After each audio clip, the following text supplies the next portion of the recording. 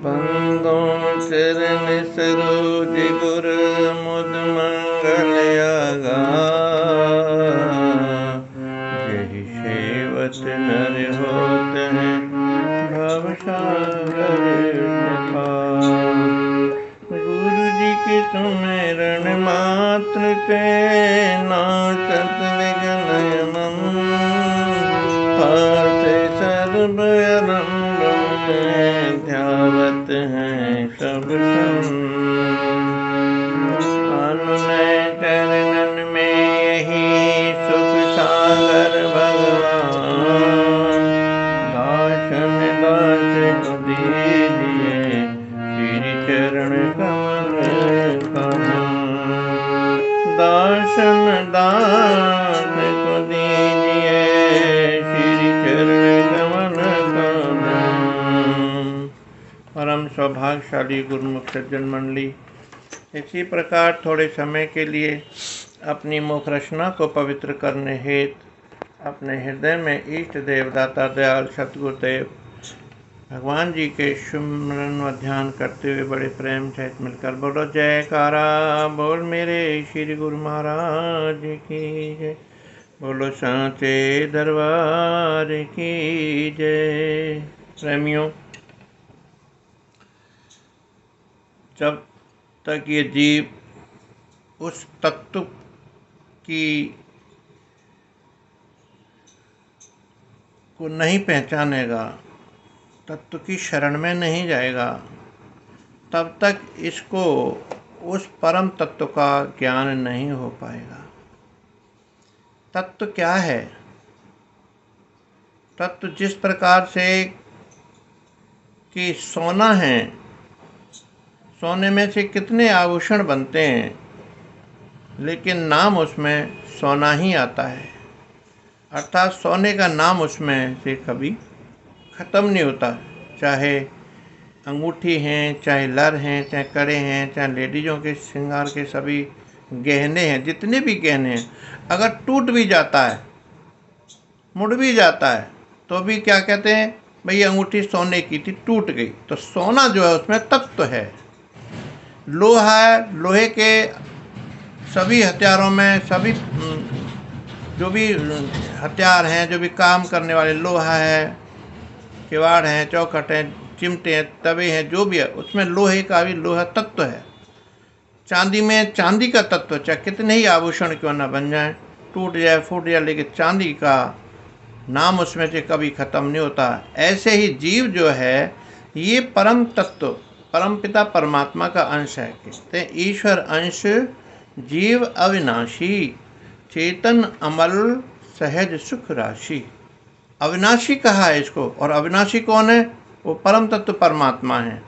इसलिए जीव क्या है? परमात्मा का अंशज है, क्योंकि इसका कभी विनाश होता ही नहीं है। महापुरुष यही समझाते हैं, सभी शास्त्र यही समझाते हैं, सभी सदग्रंथ समझाते हैं, वेद पुराण कहते हैं कि ये जीव कभी मरता नहीं है, न मरता है न जन्म लेता है। जब जन्म ही नहीं लेगा तो मरेगा कहाँ से? जब मरेगा ही नहीं, जन्म कहाँ से लेगा? अर्थात ये सत्य है, क्योंकि परमात्मा जो है वो सत्य है, न वो जन्म लेने में आता न मरने में लेता। वो यूनिवर्सल है, सार्वभौमिक है, अर्थात शाश्वत है, सत्य है, क्योंकि सत्य कभी न मरता है न कभी जन्म लेता है। प्रेमियों, ठीक इसी प्रकार से कि जब परम तत्व का ज्ञान हो जाता है तो इस जीव को, जब मालिक का ज्ञान होता, उस परम तत्व का जब ज्ञान होता, उसको परमेश्वर कहते हैं, जब तत्व ही परमेश्वर है। अब इसमें परम तत्व का अनुभव किस प्रकार से हो? 4 प्रकार की दृष्टि होती है जीव की। कौन सी 4 प्रकार की दृष्टि होती है? कि परमात्मा ने जब इस मनुष्य को जन्म दिया, मानव चोला दिया, तो इसमें स्वयं ही विद्यमान है, इस मंदिर के अंदर, इस तन के अंदर। तो ये जीव जब जन्म लेता है तो इस संसार में आकर के इसको भान माया का हो जाता है। माया के चक्कर में आकर के ये शरीर से अपना मान रख लेता है, संबंध रख लेता है। जब शरीर से इसका संबंध हो जाता है, इस स्थूल शरीर से, सूक्ष्म शरीर और कारण शरीर इनसे नहीं, स्थूल शरीर के द्वारा जब इस शरीर से संबंध रख लेता है और संसार का जब दर्शन करता है, संसार की चमक दमक में जब रहता है, तो उसको ये मान करके फिर परमात्मा को भूल जाता है। ये जब परमात्मा को भूल जाता है तो ये संसार के दर्शन करने के अपना इसको अहम हो जाता है कि मैं ही शरीर हूँ, केवल जो कुछ भी हूँ मैं हूँ, ताकतवर हूँ, पैसे वाला हूँ, कोठी वाला हूँ, बंगले वाला हूँ, माल मलकियत वाला हूँ, मैं ही हूँ, विद्वान मैं हूँ, ज्ञानी मैं हूँ, जो कुछ भी हूँ सो मैं हूँ बस। तो ये जीव की दृष्टि है। अब इस जीव को जब जीव परमपिता परमात्मा की कृपा के द्वारा कोई इसका पुण्य कर्म है, तभी इसको मानव चोला मिला है। अगर पुण्य कर्म नहीं होता तो इसको मानव का चोला नहीं मिलता। ये महापुरुष समझाते हैं हमको, क्योंकि कबहू के कर करुणा नर देही, परमात्मा ने हमारे शुभ कर्म दे करके, करुणा करके नर देही मनुष्य शरीर दिया। जीव चराचर याचत देही, ये जीव जो है, जिस प्रकार से देवता लोग इस मनुष्य शरीर के लिए तड़प रहे हैं, ऐसे ये जीव जब अधोगति में अपना जीवन काटता है, अधोगति में किसी भी और योनियों में, पशु योनियों में, कीड़े मकोड़े की योनियों में जब ये अपने कर्मों को काटता है, तो परमात्मा से द्वार लगाता है। जब कष्ट होता है शारीरिक, तो भगवान इसके कष्टों को देख करके इस पर कृपा करते हैं और सोचते हैं करुणा से, दया से, क्यों दया के सागर हैं प्रभु, कि चलो इसको मानव चोला देते हैं ताकि मेरी भक्ति करे, मेरी बंदगी करे। लेकिन फिर भी हम लोग यहाँ आकर के भूल जाते हैं उस मालिक का नाम, मालिक से जो वायदा किया था उसको भूल जाते हैं और फिर इस चक्कर में फंस जाते हैं। वो जीव की दृष्टि कहलाती है। अब जब किसी तरह से महापुरुषों की चरण शरण में जब ये जाता है और उनके बताए हुए रास्ते पर ज्ञान के आधार पर जब इसको किसी सद्गुरु की प्राप्ति हो जाती है जीव को, और सद्गुरु के नाम को जब ये सुमरण करता है, तो इसको थोड़ा थोड़ा अनुभव होने लगता है कि आखिर मैं कौन हूँ, मैं क्या हूँ। और आत्मिक ज्ञान का अनुभव महापुरुष सद्गुरुदेव भगवान कराते हैं इसको। जब आत्मिक क्षेत्र में प्रवेश करता है तो इसको थोड़ा सुख मिलता है, खुशियाँ मिलती हैं, ज्ञान प्राप्त होता है। ज्ञान कौन से? ज्ञान जो है पर्यायवाची शब्द है परमात्मा का, अर्थात ज्ञान प्राप्त होना, परमात्मा का अनुभव होना, उस तत्व का अनुभव होना कि मैं कौन हूँ, क्या करने आया हूँ या किस लिए आया हूँ, क्या करना था, मुझे करना था, क्या काम करने लगा, क्या काम क्या करना था और क्या करने लग गया।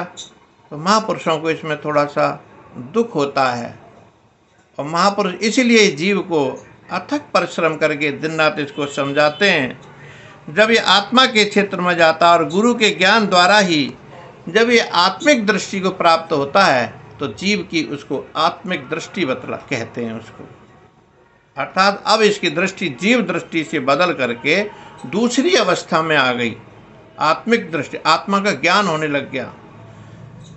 धीरे धीरे जब उसका स्वाध्याय करता रहता महापुरुषों की सेवा में, सत्संग सुन करके, उसके बाद फिर इसको दिव्य दृष्टि होती है। दिव्य दृष्टि क्या होती है कि महापुरुष इसको भजन करने की युक्ति बताते हैं, साधना बताते हैं कि नाम अलख निरंजन, अलख निरंजन, ये नाम जो है दिन रात इस जीव के 24 घंटे हर पल हर क्षण चल रहा है। क्योंकि जिस समय ये नाम बंद हो जाएगा उस समय ये जीव जो है चेतन अवस्था में नहीं रहता, इस शरीर जो है फिर जड़ अवस्था में हो जाता है। चेतन अवस्था में जीव तो रहता है लेकिन जड़ अवस्था में शरीर हो जाता है। इस शरीर ये चेतन अवस्था में नहीं रहता, जीव यहाँ से ऊर्ध्वगामी हो जाता है मालिक के चरणों में। जब ये दिव्य दृष्टि के द्वारा उस परम ब्रह्म परमात्मा को इन चक्षुओं से, अंदर के ज्ञान चक्षुओं के द्वारा जब उसके दर्शन दीदार करता है, तो इसको दिव्य दृष्टि से अनुभव होता है कि मैं वास्तव में इस संसार में आया था, संसार में रह करके अपने जीवन को ऐसे ही व्यर्थ में बिता दिया। अब जब भगवान स्वयं के जब दिव्य दृष्टि से दर्शन करता है तो कितना अनुभव होता है, कितना आनंद होता है। ये होता है भजन करने से, केवल स्वाध्याय से होता है। जब तक ये साधना में साधक जो है साध्य की साधना में नहीं बैठेगा, तब तक इसको उस परम तत्व का दिव्य दृष्टि प्राप्त नहीं होगी। इसको साधना तो करनी पड़ेगी। हम संसार में रह कर के भी कितने काम करते हैं, मेहनत नहीं करते, वो साधना ही तो होती है। बिना मेहनत के क्या प्राप्त होता है? कुछ भी प्राप्त नहीं होता। हम संसार में काम करते हैं, सालों में जाकर के हमको उसका फल मिलता है, और भगवान की भक्ति में जाते हैं, मंदिर में जाते हैं, गुरुद्वारे में जाते हैं, दरबार में जाते हैं, सत्संग में जाते हैं, तो कहते हैं हमें तुरंत अभी फल मिल जाए, जिस कामना के लिए हम आते हैं। लेकिन फिर भी महापुरुष हमारे ऊपर बड़ी कृपा करके हमारी उस कामना को पूरी कर देते हैं। संसार के काम में तो टाइम लगता है। मान लो कोई बच्चा है, पढ़ रहा है 10वीं क्लास में, 12वीं में, तो उसको 1 साल बाद ही रिजल्ट आएगा ना। लेकिन सत्संग में क्या है, रामायण में भी कहा है कि मज्जन फल पे कहीं तत्काला, और का कहोए पेक बकहूँ मराला, का कहोए पेक बकहूँ मराला। मज्जन फल पेक है। सत्संग में स्नान करने से इसको तुरंत फल मिल जाता है। काक हो पिक और बकहू मराला। काक जो हैं हंस बन जाते हैं, बगुले बन जाते हैं, और बगुले जो ना हंस बन जाते हैं। इतनी कृपा हो जाती है भगवान के सत्संग सुनने से, नाम सिमरन करने से, ध्यान लगाने से। लेकिन हम पीछे फिर भी रह जाते हैं प्रेमियों। हम संसार की चमक धमक में रह जाते, जबकि संसार के अंदर हमें दुख ही दुख प्राप्त होते हैं। संसार केवल दुखों का ही सार है, मतलब का है, स्वार्थ का है, दंभी का है, और कुछ नहीं है। यहाँ तो जो केवल जब हर कोई ताकतवर है वो अपना प्रभुत्व जमा लेता है, और हम देखते रह जाते हैं। जब जीव मालिक की दृष्टि में आता है, भगवान की शरण में आता है, और उनके बताए हुए नियम से जब आत्मिक जीव दृष्टि से उठ करके आत्मिक दृष्टि में आता है, और आत्मिक दृष्टि से जो है ये दिव्य दृष्टि में आता है, तब इसको ज्ञान होता है, अरे मैंने जीवन ऐसे ही खो दिया। प्रेमियों, एक संसार के 2 हंस थे, और हंस हंसनी जो थे, दोनों जोड़ा थे, पति पत्नी थे। तो अपने बच्चों को छोड़ करके एक दिन बच्चों को समझाया कि बच्चे हो, हम दाना चुनने के लिए जा रहे हैं, चुगने के लिए जा रहे हैं, और आपके लिए भी लेके आएंगे, क्यों हंस मोती चुगते हैं। तो वो उड़ते उड़ते उड़ते बातें करते करते दूर पहुंच गए, बहुत दूर, और जाकर किसी तालाब पे जाकर के अपना दाने चुगने लगे, मोतियां चुगने लग गए वहाँ पे। अब उनको शाम को देर भी हो गई, क्योंकि जीव दृष्टि से काम कर रहे थे वो। देर हो गई तो हंस ने कहा, अरे भाई, हंसनी को, अरे भाई चलो, हमें तो देर हो गई, बच्चे हमारा इंतजार कर रहे होंगे। बोले हाँ चलो। अब उड़ते उड़ते देर हो गई, अंधेरा हो गया, अब रात को दिखाई रास्ता दे नहीं रहा था, तो कहने लगे चलो आज रात को हम इस बगीचे में ही रुक जाते हैं। उस बाग में रुक गए। तो उस बाग में क्या है कि उसमें पक्षी सब सो गए थे। उल्लू जो है रात को जगता है हमेशा, और उल्लू ने जो अपना वहाँ सारा स्वामित्व जमा रखा था, प्रभुत्व जमा रखा था, क्योंकि उल्लू तो उल्लू ही होता है। रात को पक्षियों को सोने नहीं देता था, उन पे अपना रुतबा जमाना, सारे पक्षी डरे हुए थे उससे। अब वो हंस ने भी रात को एक पेड़ पे जा कर के बैठ गए। अब वो जैसे ही सवेरे को उड़ने लगे तो वो उल्लू आ गया। बोला कहाँ जा रहे हो, बैठो यहीं। बोले भाई हम तो जा रहे हैं अपने घर, हमें रात अंधेरा हो गया था तो रुके थे, ऐसे कैसे चले जाओगे, तू अकेला जा सकता है, ये हंसनी को छोड़िए, तो मेरी पत्नी है। अब हंस बोला तू उल्लू है भाई, तेरी हमारी जात नहीं, बरादरी नहीं, कोई रंग नहीं, कोई रूप नहीं, कोई आकार नहीं, तू क्या है और हम क्या है भाई। बोला अभी बताऊं क्या। अब डर गया बेचारा हंस, क्योंकि उल्लू जो है ना अपने उन पर प्रहार कर देता और मार भी देता। अब हंस को कहता जाता कि नहीं जाता अभी। अब हंस नहीं रोने लगे कि स्वामी मैं आपके बिना नहीं रह सकती। हंस भी रोने लगा कि मैं अपनी पत्नी को कैसे छोड़ के जाऊं, क्योंकि जिसके हाथ में होगी लाठी भैंस वही ले जाएगा। रामचंद्र कह गए सिया से ऐसा कलयुग आएगा, हंस चुगेगा दाना तुनका, कौआ मोती खाएगा। हंस रोने लगा, रो करके कहने लगा, भाई देख तू नहीं मानता ना। वो कहने लगा उल्लू, तो यहाँ सारे पक्षियों से पूछ ले, अगर ये सारे पक्षी कहते हैं कि हंसनी मेरी है तो फिर तो मानेगा। हंस बोला, हाँ बिल्कुल ये बात सही है। पंचायत जोड़ी वहाँ पर, सारे पक्षियों को इकट्ठा किया। सारे पक्षियों से हाथ जोड़ करके हंस बोला, भैया आप एक बात बताओ कि ये उल्लू कह रहा है कि मेरी पत्नी है, जबकि ये मेरी पत्नी है, तो आप ही इसका निर्णय करो। तो जो पंच बैठाए थे उसमें, और तो सारे डरते थे, सारे बोले नहीं भाई इसकी पत्नी तो उल्लू की है, ये तेरी पत्नी नहीं है।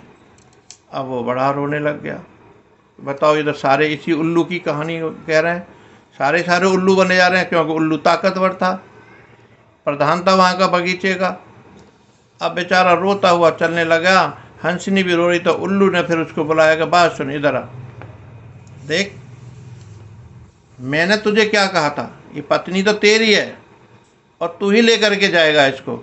लेकिन सवाल इस बात का है कि यहाँ जब तक ये जीव संसारिक दृष्टि में रहता है, तब तक ये शारीरिक दृष्टि, शरीर के माध्यम से द्वारा अपने बलबूते पर कूदता है ये। अब उल्लू उसको शिक्षा दे रहा है। इसीलिए ज्ञान दृष्टि से और दिव्य दृष्टि से उस परम तत्व परमात्मा को पहचानो, और अंधेरे में किसी के घर इस तरह से किसी रास्ते में ऐसे नहीं रहते, अपने घर पहले पहुंचो। रास्ते में कौन क्या मिलता है, कैसे मिलता है, ये बात भूल जाओ। मैं तेरे को यही शिक्षा देने के लिए तेरे को समझा रहा था।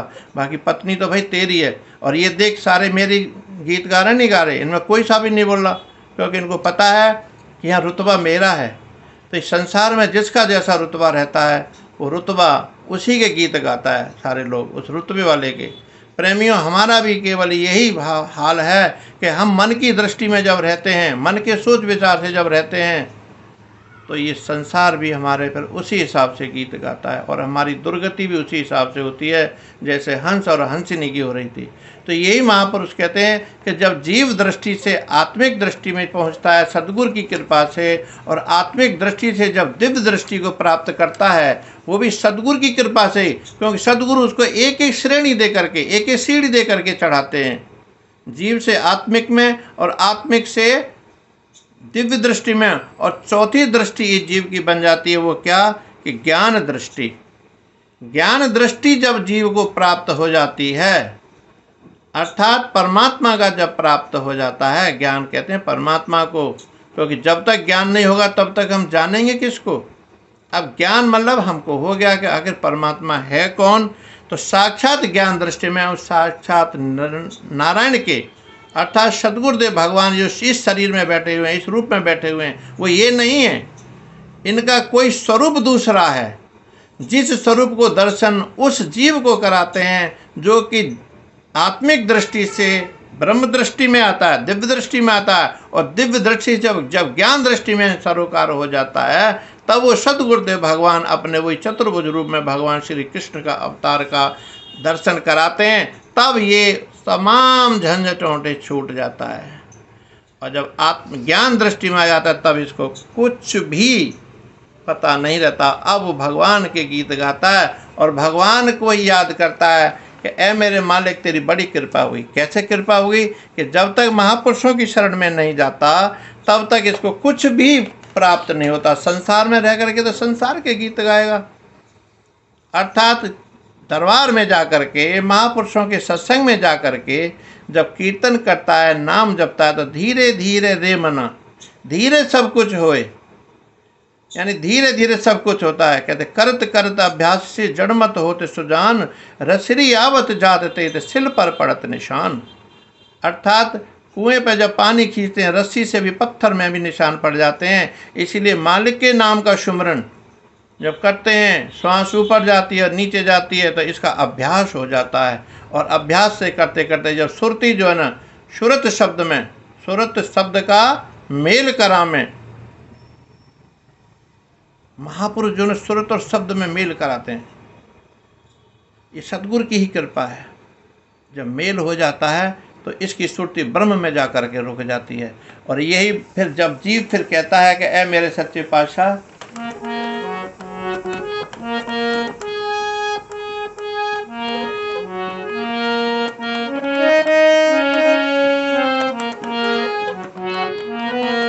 अब तक मैंने जीवन ऐसे ही गुजार दिया कि दर्शन को तरसते हैं, दर्शन को तरसते हैं नैना ये बाबुरे, मेरे श्याम चले आओ, मेरे श्याम चले आओ, मेरे श्याम चले आओ, मेरे श्याम चले आओ। दर्शन को तरसते हैं नैना ये बाबुरे, मेरे श्याम चले आओ, मेरे श्याम चले आओ, मेरे श्याम चले आओ, मेरे श्याम चले आओ।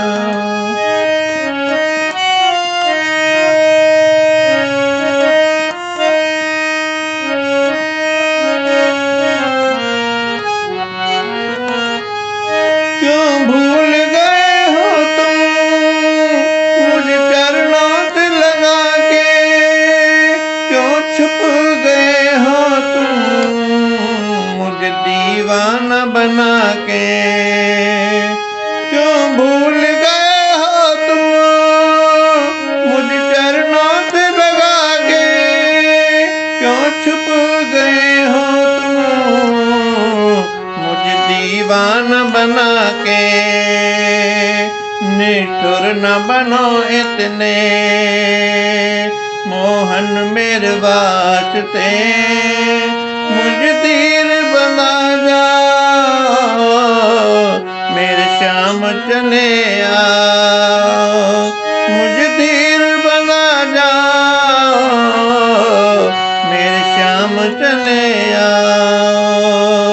दर्शन को तरसते हैं नैना ये बाबुरे, मेरे श्याम चले आओ, मेरे श्याम चले आओ, मेरे श्याम चले आओ, मेरे श्याम चले आओ।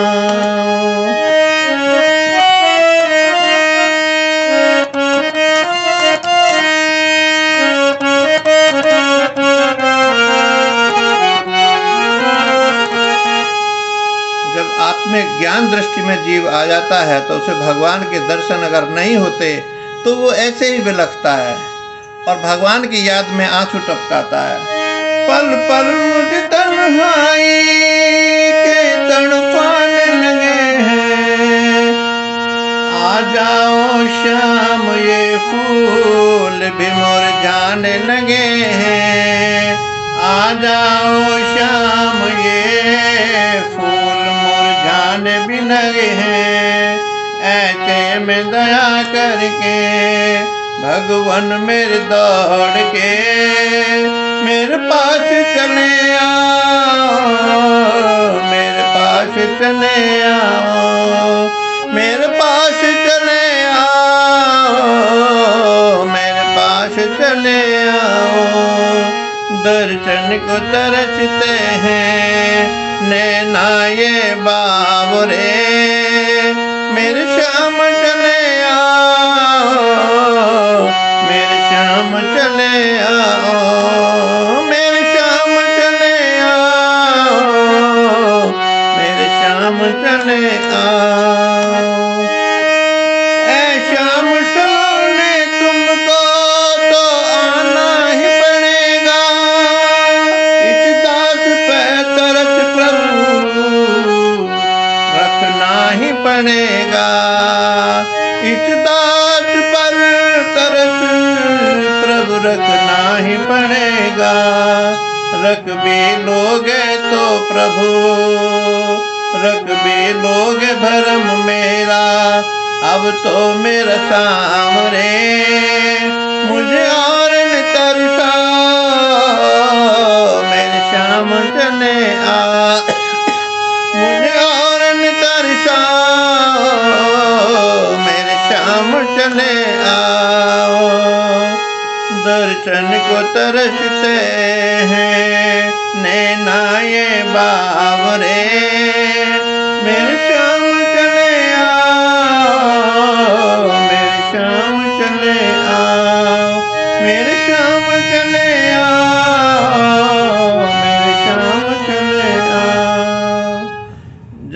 ज्ञान दृष्टि में जीव आ जाता है तो उसकी यही स्थिति हो जाती है। भगवान की तड़प में, भगवान की याद में फिर रोता है, क्योंकि उस दर्शन के बिना ये नहीं रह सकता। जो एक बार दर्शन हो जाते हैं, भगवान उसको जब अपनी एक झलक दिखला जाते हैं, इस शास्त्रों में महापुरुष वर्णन करते हैं कि परमात्मा का नूरानी रूप इतना सुंदर है, इतना दिव्यतम है कि एक झलक जब भगवान दिखा देते हैं तो फिर वो जीव नहीं रह पाता उसके दर्शन के बिना।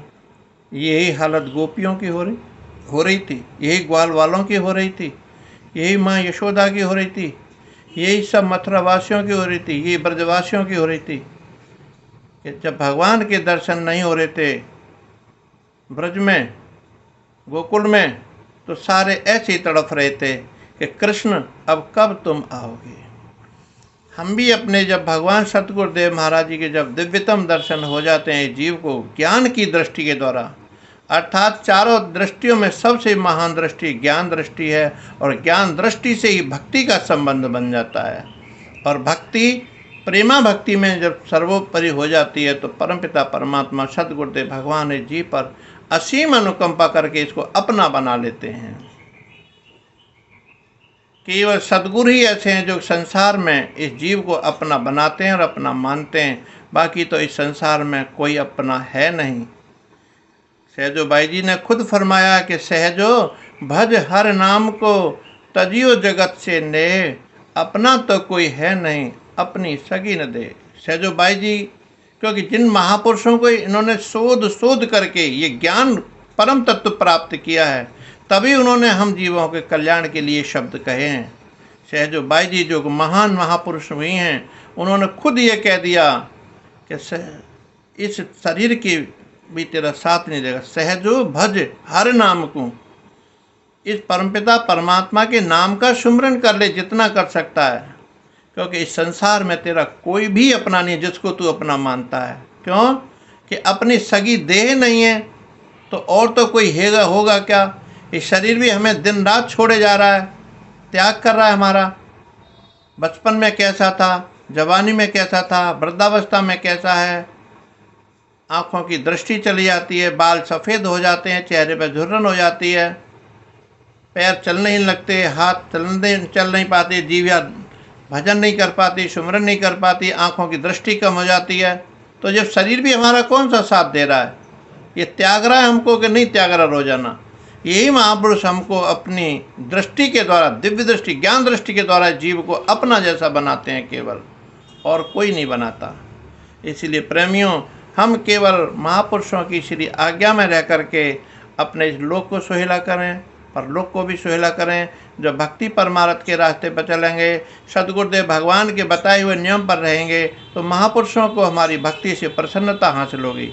संसार में हम कितना ही काम कर लें, लेकिन थोड़ी देर के लिए लोग प्रसन्न हो जाएंगे, खुश हो जाएंगे, उसके बाद फिर वहीं आ जाएंगे। लेकिन सद्गुरुदेव भगवान ऐसे हैं कि जिनके नाम सुमरन करने से, जिनकी भक्ति करने से, जिनकी सेवा करने से, जिनकी श्री आज्ञा में रह करके जब रहते हैं तो महापुरुष बहुत प्रसन्न होते हैं। अपने भक्तों पर, भक्तों की सेवा पर बहुत प्रसन्न होते हैं सद्गुरुदेव भगवान। इसलिए प्रेमियों, जब हमको इतनी बड़ी अमोलक दात मिल गई है तो फिर हम क्यों ना इसका लाभ उठाएं पूरा, फिर हम पीछे क्यों रहें। तो इसलिए हम महापुरुषों के चरणों में रह करके, उनकी श्री आज्ञा में रह करके, उनके नियम बताए हुए जो नियम है उनको पालन करें, क्या क्या माने, ताकि उनकी प्रसन्नता हासिल हो और हमारा लोक और परलोक सुहेला हो। बोलो जयकारा बोल मेरे श्री गुरु महाराज की। प्रेमियों, आप सभी गुरुमुखों से विनती है कि इस मेरे सत्संग को आप श्रवण करें, और मेरे चैनल को जिन्होंने सब्सक्राइब नहीं किया सब्सक्राइब कर दें, और लाइक भी अवश्य करें, कमेंट भी लिख दिया करें, ताकि मेरी कोई कमी है मैं उसको दूर कर सकूं। बोलो जयकारा बोल मेरे श्री गुरु महाराज की जय। बोलो सांचे दरबार की जय। आनंद कंद भगवान की जय। बोलो जयकारा बोल मेरे श्री गुरु महाराज की।